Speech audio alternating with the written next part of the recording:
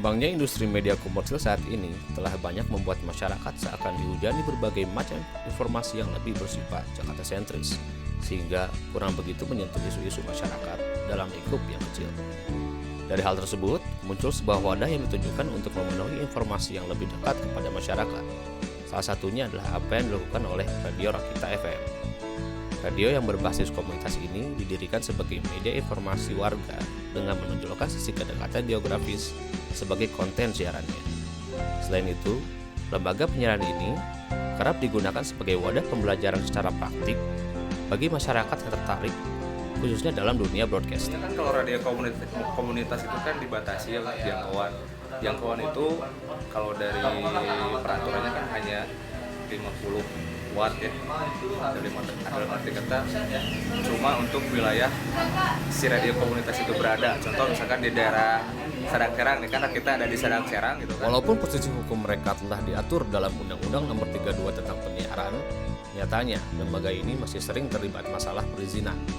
Pasalnya, frekuensi yang mereka gunakan masih sering diakuisisi oleh radio komersil yang jangkauan pemancarnya lebih besar. Sekarang kendala radio komunitas adalah di masalah perizinan. Sampai sekarang seluruh Indonesia pun ya radio komunitas tidak pernah mendapatkan izin dari pemerintah pusat. Dalam hal ini Depkominfo. Seharusnya kita sudah mengajukan izin penyiaran dan juga izin stasiun radio yang harusnya pemerintah memberikan jawaban kepada kita kurang lebih selama 100 hari.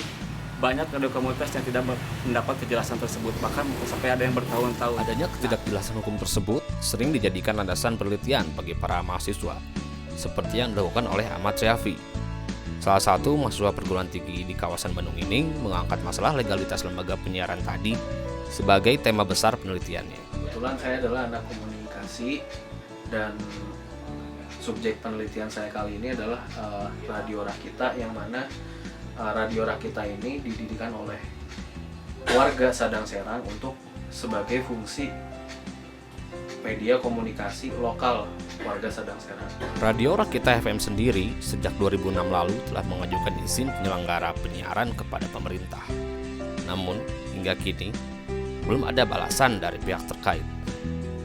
Kini para pegiat radio komunitas Rakita FM hanya bisa berharap pemerintah segera merespon surat pengajuan tersebut agar hak siar mereka tidak diakuisisi oleh radio komersil yang lebih kuat secara finansial.